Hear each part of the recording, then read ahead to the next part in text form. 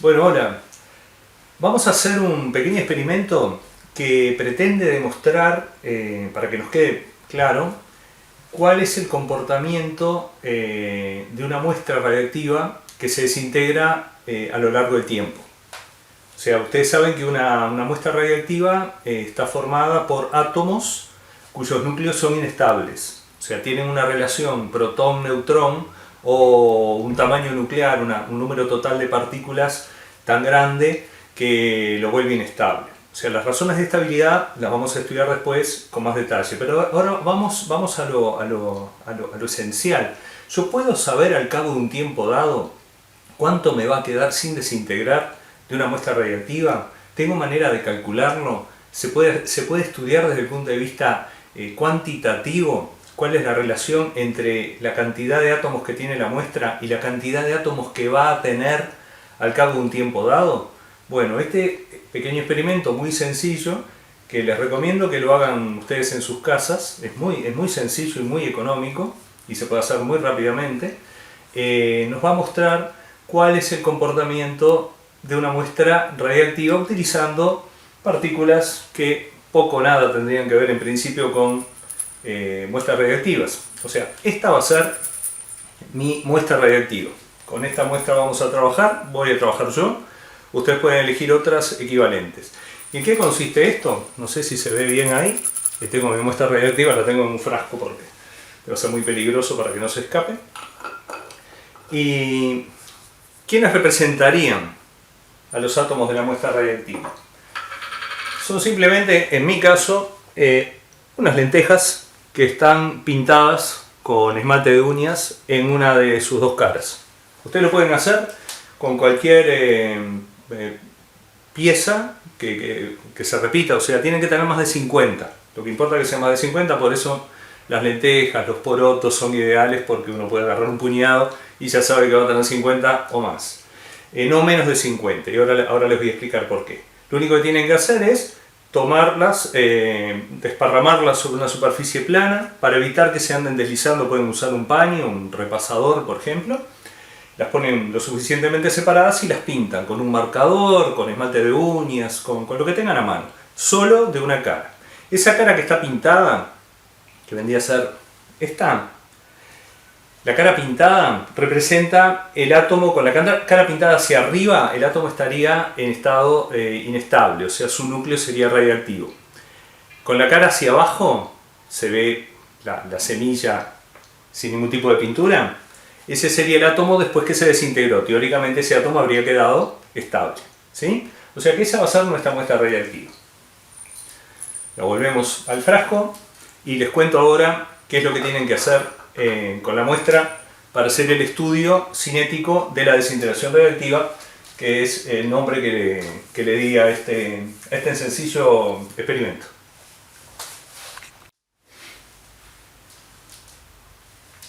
Para empezar el experimento, lo primero que tenemos que saber es cuál es nuestra muestra inicial. Bueno, para eso simplemente contamos cuántas lentejas o cuántos porotos tenemos en nuestra muestra que representa a los átomos radiactivos. Yo lo hice, las conté en el piso y el número que me dio fue un número bastante desagradable, un número impar, primo, el 107. ¿Sí? Pero de cualquier manera no tiene por qué ser un número redondo. Es más, es ideal ver que independientemente del número que tengan, si el número es lo suficientemente grande, el experimento va a dar los resultados que estamos esperando.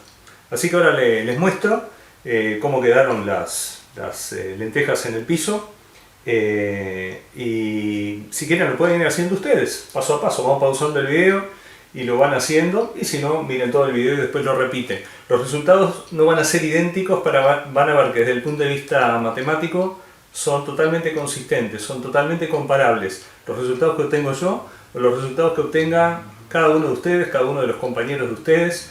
Compartan la información y van a ver que es muy coherente este experimento y puede mostrar una cantidad de cosas sobre fenómenos que ocurren de manera aleatoria pero predecible, como la desintegración radiactiva.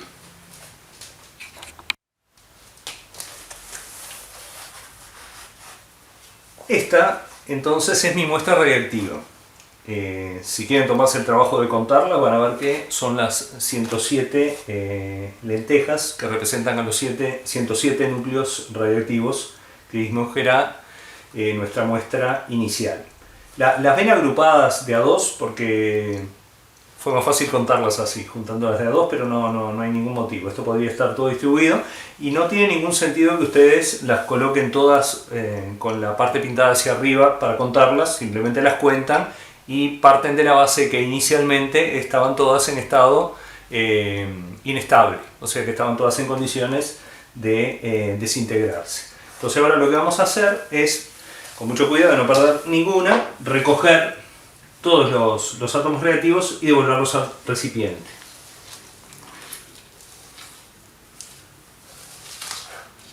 No es sencillo.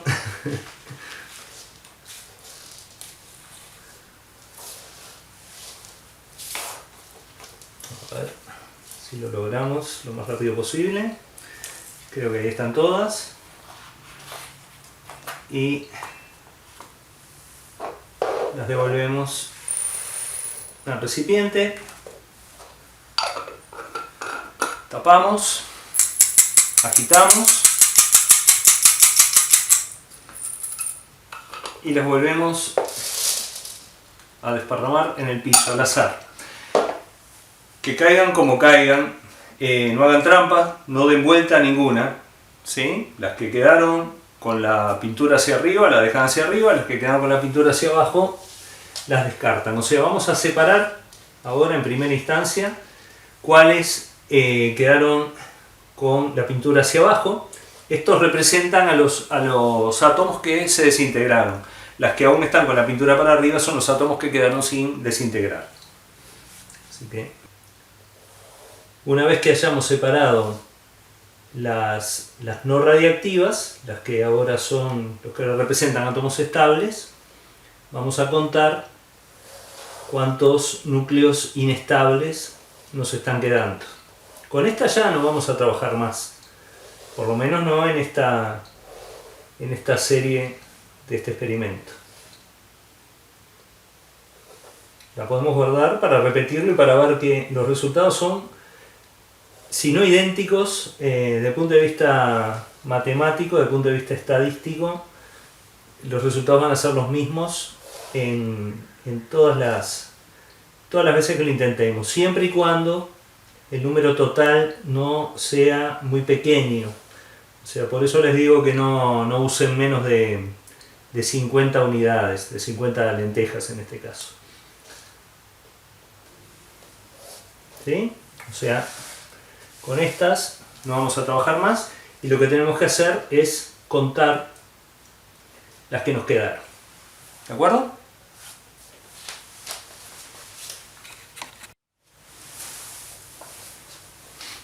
Bueno, aquí tenemos el total de los núcleos radiactivos, de las lentejas representando núcleos radiactivos que quedaron sin desintegrar. Están contados, están agrupados de a 2 y en grupitos de 10. Así que tenemos 10, 20, 30, 40 y 50. O sea, de las 107 originales nos quedan 50. Entonces podemos construir una tabla en la que en el encabezamiento ponemos el número de experimento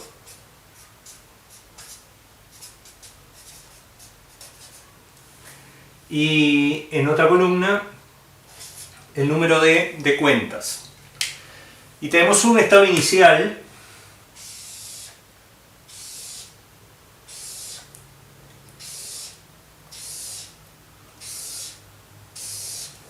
el estado inicial corresponde al experimento 0, ese es el estado de partida. O sea, en el experimento 0 tenemos 107 cuentas,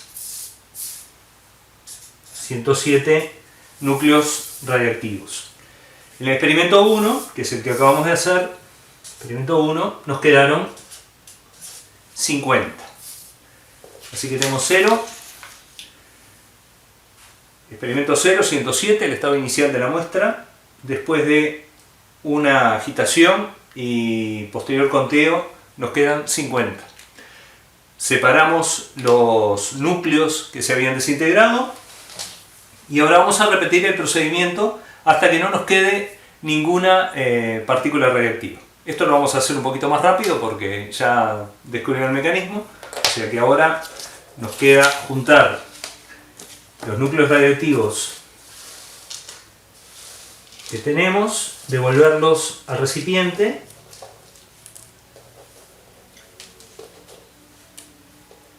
agitar otra vez y tirarlos otra vez en el piso para ver cuántos de ellos quedan con la pintura hacia arriba y cuántos con la pintura hacia abajo.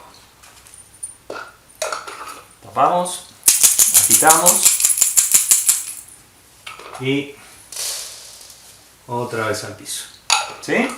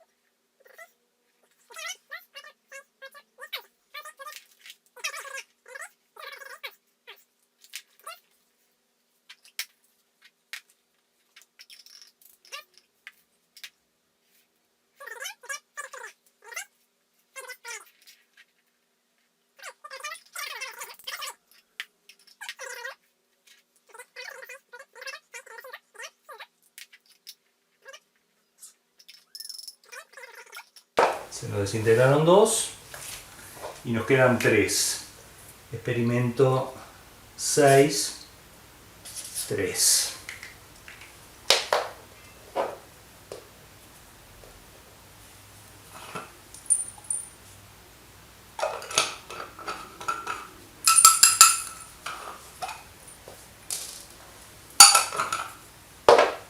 Bien, se desintegraron 2 y queda 1.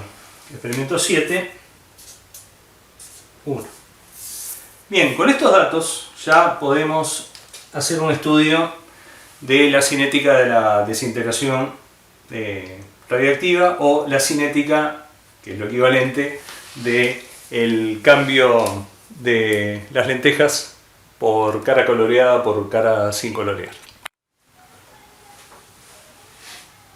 Bueno, terminó la parte experimental y ahora nos queda el procesamiento de los datos. Vamos a transcribir nuestro cuadrito, que tenía algunos errores, a la pizarra y vamos a ver cómo podemos analizar gráficamente los datos obtenidos para sacar alguna conclusión sobre la cinética de este proceso y sus paralelismos con la cinética de la desintegración radiactiva. Así que vamos a completar. Acá hay una columna misteriosa que no tiene ni encabezamiento. Vamos a dejarla por ahora como misteriosa y después vamos a ver que va a ser de mucha utilidad. Así que bueno, nuestra muestra inicial tiene 107 núcleos radiactivos. Este asterisco indica que es el punto de partida y no hubo ningún experimento. Ahí simplemente tomamos, por ejemplo, si hubiera sido una muestra radiactiva de un isótopo conocido, podemos tener la masa y de acuerdo a la masa averiguar cuántos átomos de ese isótopo están presentes en la muestra. Así que inicialmente 107. Primer experimento, nos quedaron 50. En el segundo 23. En el tercero 11. En el cuarto 6, 5, 3 y 1. ¿Vieron? Encontraron la relación entre cada uno de los experimentos, entre el número de átomos sin desintegrar que va quedando al cabo de cada experimento. No es exacto, pero es aproximadamente la mitad. O sea, en el primero tengo 107, en el segundo 50, que no es la mitad de 107, pero anda cerca. en 0, ¿no? 107, en el primero 50, en el segundo 23, que no es la mitad de 50, es un poquito menos, pero anda cerca. 11, anda cerca de la mitad de 23, 6, la mitad de 11. Acá empezamos a tener una discrepancia en esa tendencia que veníamos viendo al principio, porque solamente se desintegró uno. Bueno, eso es lo que pasa cuando los hechos ocurren al azar y tenemos pocas partículas en la muestra, en este caso pocas lentejas, pero ocurriría lo mismo en la desintegración radiactiva. Estas leyes de la cinética de la desintegración radiactiva son confiables porque cualquier muestra radiactiva que tengamos va a tener no cientos, miles, millones, va a tener centenares de miles de trillones de átomos radiactivos. Entonces los grandes números son los que hacen a las leyes estadísticas. No podemos sacar conclusiones estadísticas a partir de una muestra muy pequeña. Y lo que va ocurriendo a medida que se van desintegrando nuestras lentejas, desintegrando entre comillas, es que el número de partículas totales de la muestra se va haciendo cada vez más pequeño, y a medida que se va haciendo más pequeño se va apartando del comportamiento estadístico esperado, ¿sí? O sea, por eso acá tuvimos, porque las probabilidades de que si tenemos 6 lentejas me queden 5 para arriba y una para abajo la parte pintada, digo, no son tan bajas. En cambio, si tengo 107 lentejas, que me queden 106 pintadas hacia arriba y una sola hacia abajo después de agitar, es altamente improbable. O sea, las leyes de los grandes números, las leyes estadísticas, requieren de muestras importantes.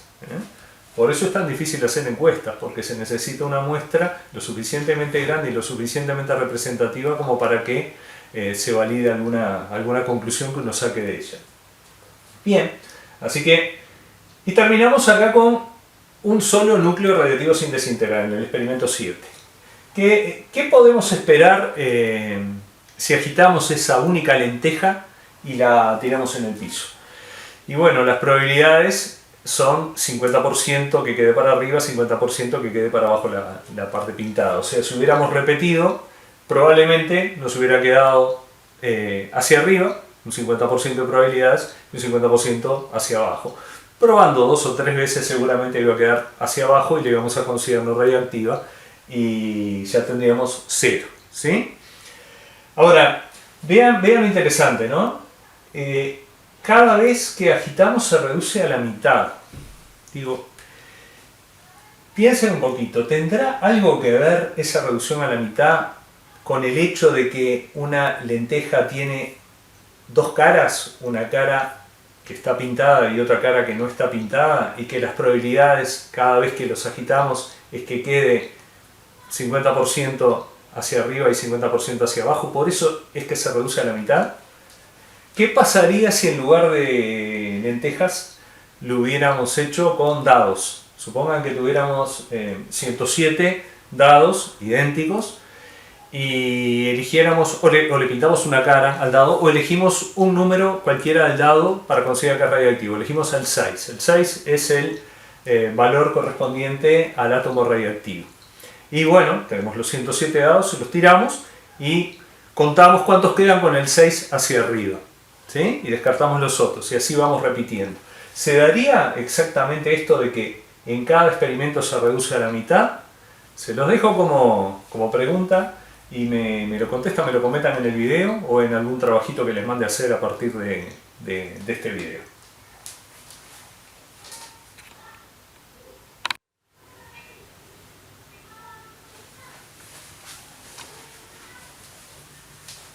Bueno, llegó el momento de hacer el procesamiento gráfico de los datos experimentales. Entonces lo que vamos a hacer es construir una gráfica de cuentas o núcleos radioactivos, que representan nuestras lentejas, en función del número de experimento, ¿sí? Entonces vamos a tratar, ustedes les recomiendo que lo hagan o lo hacen con la computadora, con alguna planilla electrónica, o a la vieja usanza, que da muy buenos resultados, papel cuadriculado, eligiendo una buena escala. Si ustedes trabajaron con 50, recuerden que el eje pueden expandirlo un poco más. Yo trabajé con 110. Si trabajan con más de 50 o con más de 100, evidentemente tienen que elegir una escala un poco más amplia, pero la idea va a ser la misma, ¿no? Los resultados de ustedes, si trabajaron con 150 lentejas o porotos o lo que sea, van a ser seguramente muy parecidos a los míos, pero incluso mejores, porque la muestra, desde el punto de vista estadístico, tiene un comportamiento mucho más predecible, porque es una muestra más grande. Así que bueno, voy a tratar de ubicar en esta gráfica un poquito desprolija, de la manera lo más prolija posible, estos datos experimentales.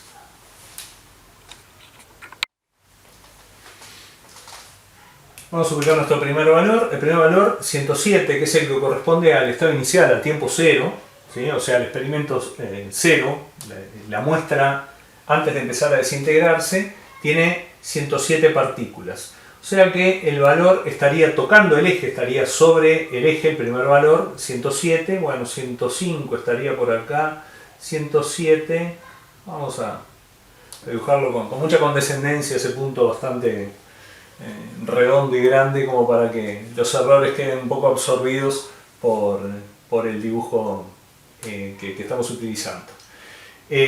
Con papel cuadricular evidentemente es mucho más fácil de ubicar ese punto. Para el primer experimento la muestra se nos redujo a 50, o sea que bajamos aproximadamente, o sea, quedaríamos más o menos aquí. ¿Sí? 50, experimento 1. Experimento 2. Experimento 2 ya cae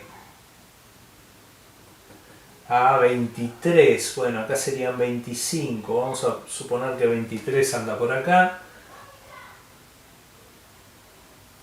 Esto tómelo con pinzas porque el dibujo es lo mejor que permite mi poca destreza y el trabajar en una pizarra. 23. ¿Sí? O sea que acá teníamos el valor. Podemos poner acá el valor como aparece a veces en algunos programas, que les aparece el valor cuando separan el punto. Ahí teníamos 107, acá estaría 50, acá estaría 23. Experimento 3. Experimento 3. Baja a 11, 11 estaría más o menos por acá, 11.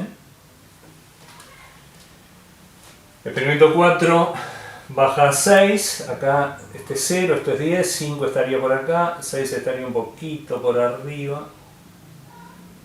Ya acá se empieza a volver mucho más complicado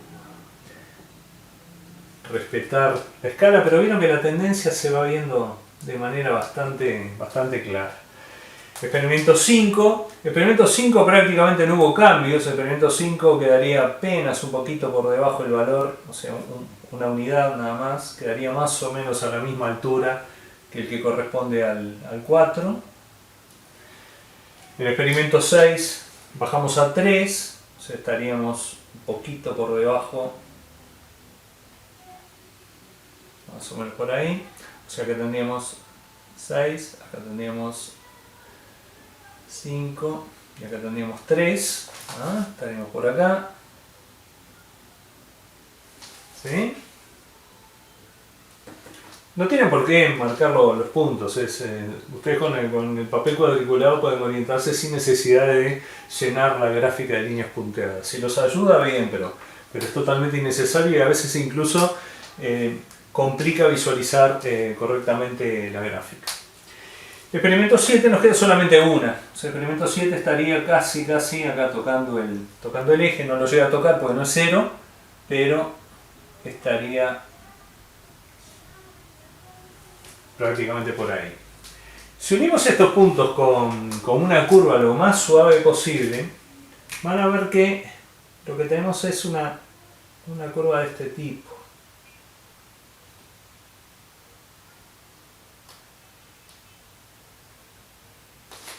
Que tiende al valor 0.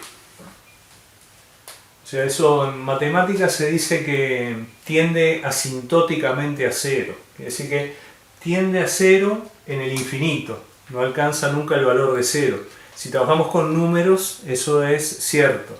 Si trabajamos con partículas, en realidad hay un momento en el que no nos queda ninguna partícula sin desintegrar, no nos queda ningún núcleo sin desintegrar, no nos queda ninguna lenteja con la pintura para arriba. Entonces, cuando trabajamos con entidades físicas, esa tendencia a cero, de hecho, se cumple. Tenemos cero átomos sin desintegrar. Y acá un detalle importante. ¿Se acuerdan que nos quedaba al final del último experimento, el experimento 7, nos quedó un átomo sin desintegrar? Entonces, si yo tengo un núcleo radiactivo, un solo núcleo radiactivo, me puedo sentar a esperar que se desintegre, y capaz que se desintegre inmediatamente, ni bien me puse a mirarlo, veo que se desintegró y se convirtió en otra cosa, suponiendo que se pudiera ver un núcleo radiactivo, ¿verdad? O sea, hay experimentos para determinar si el núcleo está o no está desintegrado, o sea, si sufrió o no sufrió la desintegración. Pero ese mismo núcleo radiactivo, de ese mismo átomo, puede tardar 10 minutos en desintegrarse, puede tardar 5 años, o puede tardar 4 millones de años. O sea, no hay ninguna ley que me permita saber en qué momento o cuánto tiempo va a tardar un solo núcleo radiactivo para desintegrarse. Si tengo dos, la situación es aproximadamente la misma. O sea, para núcleos radiactivos estamos hablando para muestras que originalmente tenían millones de trillones de cuatrillones de núcleos radiactivos. Bueno, cuando tengo solamente dos, tampoco. Cuando tengo 10, tengo alguna muestra un poquito más representativa, pero tampoco es suficiente. O sea, una partícula radiactiva se desintegra de acuerdo a leyes regidas estrictamente por el azar. O sea, no podemos saber en qué momento, cuánto tiempo va a tardar en desintegrarse, ¿sí? Ahora, cuando trabajamos con muestras lo suficientemente grandes, nosotros podemos saber con bastante certeza cuánto tiempo. Acá tenemos el número de experimento, pero este eje de número de experimento podría corresponder al tiempo. O sea, si por ejemplo los experimentos los hubiéramos hecho cada 2 minutos, podríamos poner 0, el estado inicial, 0 minutos, 2 minutos, 4 minutos, 8 minutos, y ver cuántas nos van quedando al cabo de determinado tiempo. La naturaleza no está agitando los átomos y tirándolos sobre el piso para ver cuántos son radiactivos y cuántos no.